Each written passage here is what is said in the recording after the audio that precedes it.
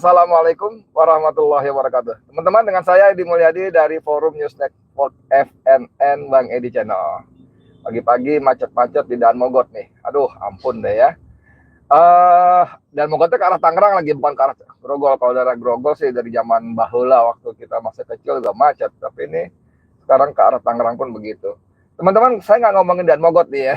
Saya mau ngomong ada orang yang kemarin merasa curhat ya, ada pihak-pihak yang ingin memisahkan saya dengan Pak Jokowi. Lucu. Kalau jadi bahan tertawaan, enggak apa-apa. Jangan. Jangan. Ya, jangan katanya. Oke, teman-teman sekalian, ini kita semua sepakat bahwa apa yang terjadi pada Prabowo ketika dia berbicara di acaranya, apa namanya, acaranya Muslimat NU ya, yang dipimpin oleh Khofifah Indar Parawansa, itu betul-betul menjadi semacam bukan titik balik ya, klimaks atau anti klimaks, saya nggak ngerti ya. Lebih tepat menjadi sebuah pernyataan ya, afirmasi lagi untuk sekian kalinya bahwa Prabowo memang memilih menjadi sahabatnya Joko Widodo. Prabowo memilih menjadi murid setianya Joko Widodo. Prabowo memilih apalagi menjadi penerus Joko Widodo ya. Ketika saya dan teman-teman yang lain, saya kira sebagian yang non 58% itu masih berusaha menjaga stamina untuk berhusnuzon ya kepada Prabowo, bahwa Prabowo ya nanti dia pasti akan menjadi antitesis dari Joko Widodo. Prabowo akan berbeda dengan Joko Widodo. Prabowo akan berpihak kepada rakyat ketimbang Joko Widodo yang berpihak kepada oligarki. Prabowo akan mengambil tindakan-tindakan tegas terhadap Joko Widodo, keluarga dan kroninya atas kejahatan-kejahatan yang dilakukan oleh bangsa dan rakyat Indonesia. Itu yang kita harapkan tadinya ya. Tapi dengan pernyataan bahwa ada yang berusaha memisahkan saya dengan Pak Jokowi. Dari zaman dulu berlaku divide et impera dilakukan. Orang-orang itulah orang-orang yang tidak suka dengan Indonesia. Gimana ceritanya? Mas Prabowo, Pak Presiden, ya. Saya cuma ingatkan, justru upaya memisahkan sampean dengan Jokowi itu adalah bentuk wujud dari cinta kami kepada Indonesia. Karena Joko Widodo itu, aduh ampun deh, saya kehabisan kata-kata untuk mendeskripsikan manusia satu tukang kayu dari Solo ini. Saya kehabisan kata-kata. Nanti yang khawatir keluarnya kata-kata yang apa ya, yang nggak bagus untuk diucapkan. Walaupun sebagai orang yang dizalimi, Allah memberikan izin kepada orang untuk mengatakan kata-kata buruk secara nyata, jelas, karena dizalimi. Ya, Allah ada firman-Nya, saya juga beberapa kali kutip kan, bahwa Allah tidak suka dengan kata-kata buruk yang diucapkan kecuali ila man zulimu, kecuali orang-orang yang dizalimi. Ya, Allah memaklumi itu. Walaupun ya kan, pada kalimat atau ayat yang lain memang memaafkan lebih utama. Tapi kan manusiawi juga kalau kita 10 tahun Indonesia diacak-acak, harga diri rakyat diinjak-injak, harkat dan martabat bangsa ini digadaikan ya, kedaulatan kepada oligarki, laut dikapling-kapling, sumber daya alam diobral, diserahkan kepada oligarki, rakyat dibohongi, dinina bubukkan dengan bansos BLT yang remeh-temeh, receh-receh itu. Wajar dong kalau kita marah. Tapi Prabowo mendeklarasikan bahwa Pak Jokowi itu guru politik saya. Pertanyaan kita adalah, belajar ilmu politik yang bagaimana dari Jokowi, dari seorang yang menghalalkan segala cara, menelikung MA, ya kan, mengganti, memungkinkan Gibran yang nggak cukup umur maju, dan semuanya dan sebagainya, ya, cawe-cawe dalam pilkada. Gaya politik itu yang dipelajari Prabowo. Jangan gitulah ya. Nah teman-teman sekalian, ada memang di antara kita, termasuk saya, yang masih tetap berprasangka baik pada Prabowo. Oh, kalau dia begitu, itu mungkin strategi Pak Prabowo. Ada lagi yang mengatakan operasi Sandi Yuda, saya nggak ngerti istilahnya itu ya, masuk ke dalam mempelajari musuh dan mengenal musuh dari dalam. Aduh, saya nggak ngerti itu dengan dalil-dalil macam-macam. Nah, senior saya Bang Rizal Padilla dari Bandung yang produktif itu menulis ya, judulnya The Myth of Prabowo, mitos Prabowo ya. Oke, saya bacain. Memandang manusia termasuk pemimpin harus proporsional. Ada kelebihan, ada pula kekurangan. Yes, setuju ya. Membuat mitos adalah kebodohan dan dapat terjebak pada penglihatan yang kabur. Oke, kita terus ini dulu. Tak ada yang sempurna kecuali Nabi. Imam dalam kegiatan ritual saja bisa khilaf atau lupa bahkan salah. Jadi standarnya pada aspek ketuhanan, moral, amanah, dan keahlian. Nah, standarnya pada aspek ketuhanan, moral, amanah, dan keahlian. Coba dari 4 ini ada nggak Jokowi? Ketuhanan, kita sampai sekarang nggak tahu agama dia apa kok. Secara resmi memang dia Islam, ada foto-fotonya dia berumroh segala macam dan sebagainya. Tapi kan namanya politik. Sementara gosip-gosip bapaknya PKI, ibunya Gerwani, agamanya nggak jelas, istrinya Iriana juga gosip-gosipnya bukan Islam. Kan semua gosip-gosip yang tidak pernah terjelaskan sampai dia lengser. Kan begitu kan?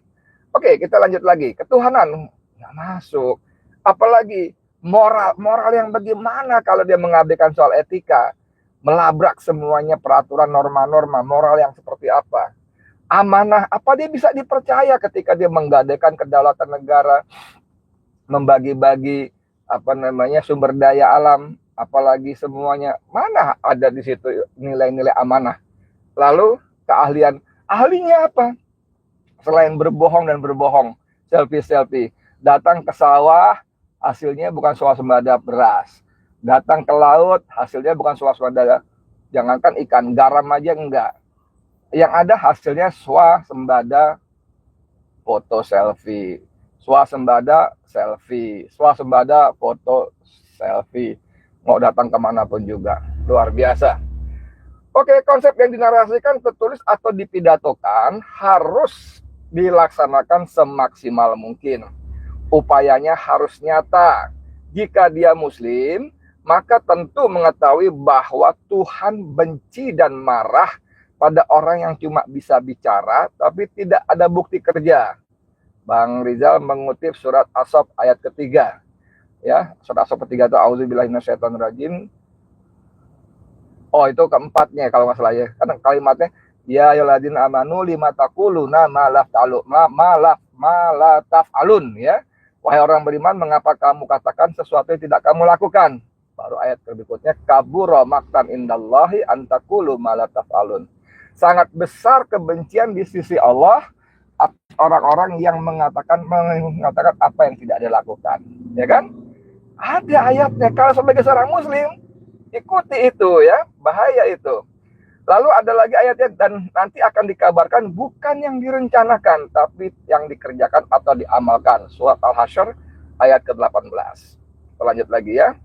Mitos adalah pendewaan atas penilaian kapasitas kelebihan pada seseorang atau benda. Mitos adalah pendewaan atau penilaian kapasitas berlebihan pada seseorang atau benda. Kadang tidak terjangkau oleh cerapan indera. Dianggap benar padahal tidak terbukti. Bukan hanya dunia supranatural mitos itu muncul. Yang berbau sains pun ada. Misal tangan berkeringat tanda sakit jantung, makan biji jambu menyebabkan usus buntu, atau apel jatuh ke kepala karena gravitasi. Ya, ini perdebatan seru ini soal gratifikasi ya. Gravitasi ya. Daya tarik bumi ya. Pada diri Presiden Prabowo juga melekat mit atau mitos. Misalnya tidak berpisah dengan Jokowi adalah strategi. Ini barang masuk ini ya. Oh, dia lagi bermasang strategi, Jadi belajar dari Jokowi, masuk ke dalam, mempelajari dan menaklukkan musuh dari dalam. Oh, operasi Sandu Yuda. Nggak ngerti saya istilahnya benar apa enggak ya. Jadi itu bagian dari strategi. Jadi lu mesti paham, lu kan bocil nggak ngerti ya, nggak ngerti gitu kan ya.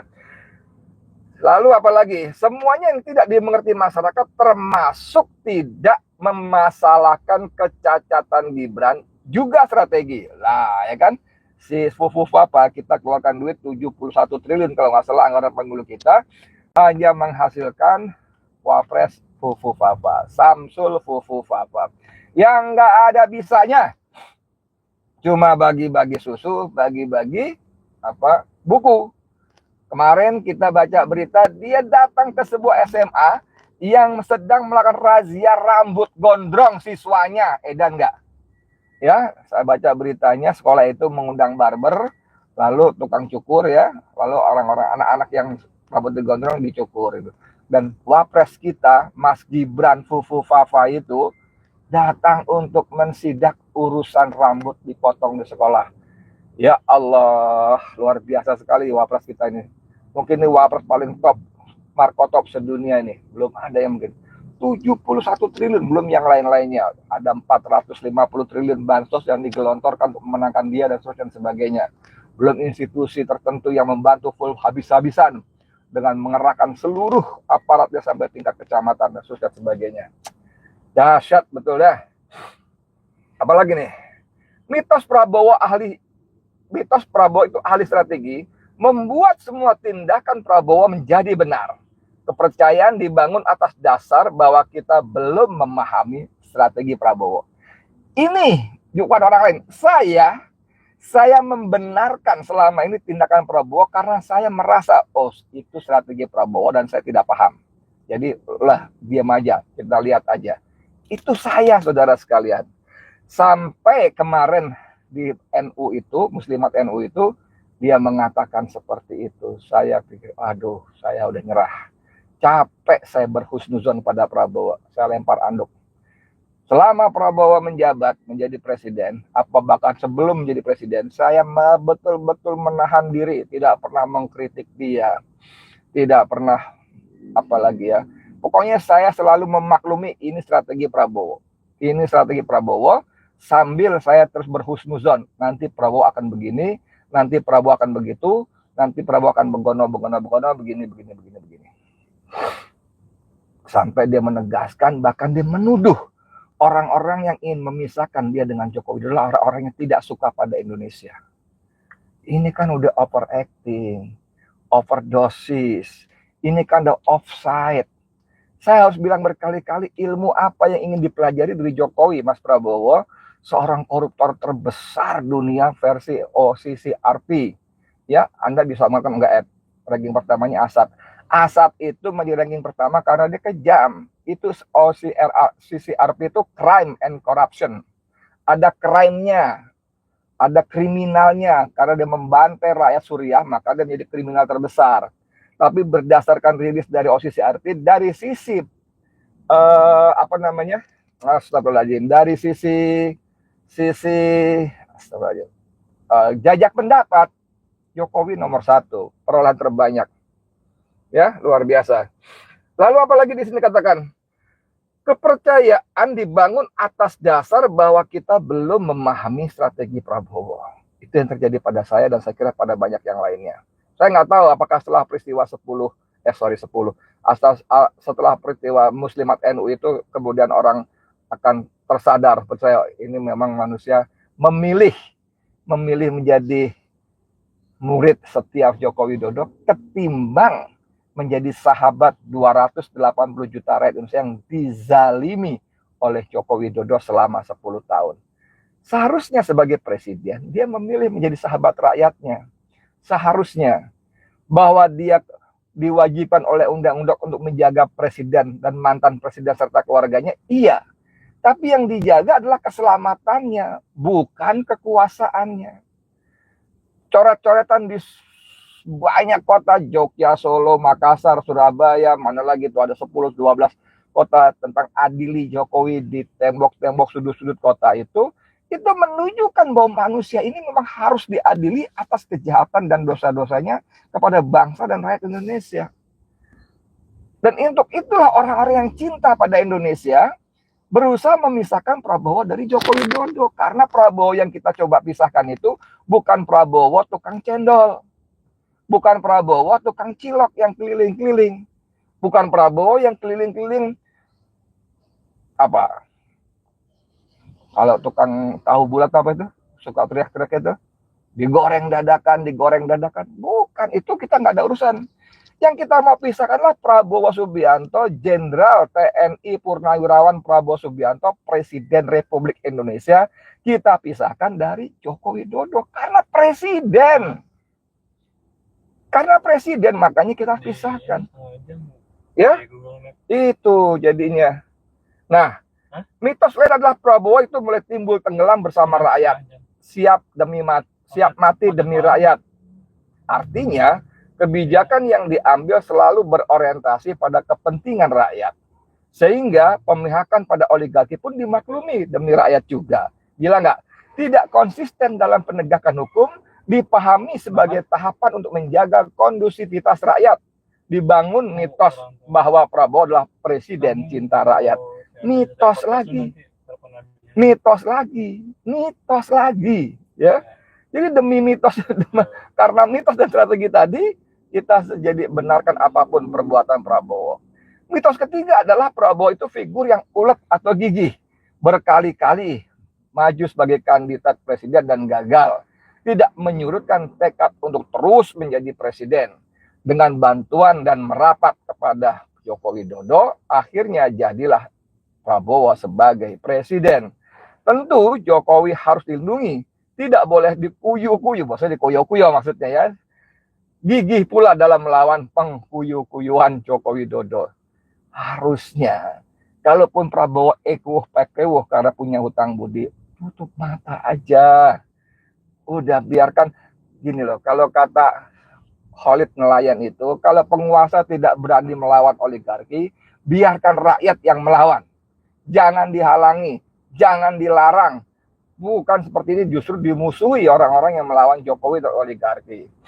Namanya juga mitos, dipercaya tanpa kajian kritis atau pengujian. Tidak peduli bahwa membela Jokowi habis-habisan itu jahat dan melawan kehendak rakyat.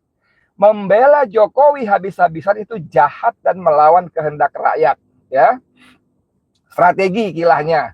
Berkongsi dengan RRC atau tenaga juga disebut demi rakyat. Padahal rakyat menderita akibat tergusur dan terjajah oleh naga kuning itu. Sesungguhnya bukan gigih atau ulet dalam menangnya Prabowo, tetapi frustasi berkompetisi dengan cara jujur dan elegan. Curang pun oke bersama sang guru politik yang bernama Jokowi. Demit bukanlah demit, tetapi membangun politik mitos adalah pembodohan nyata bagi rakyat.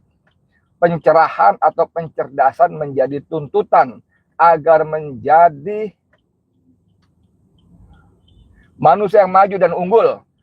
The myth of Prabowo harus dieliminasi dan diganti dengan politik yang lebih rasional.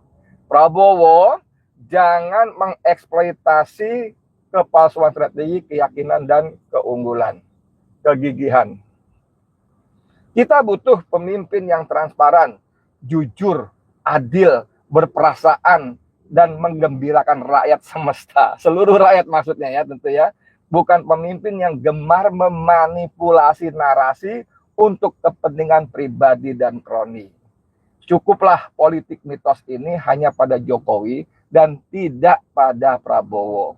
Bila sama saja, maka mitos of Prabowo akan bergeser menjadi demit Prabowo. Aduh, ngeri sekali ya. Murid Jokowi sang reja demit dari Solo.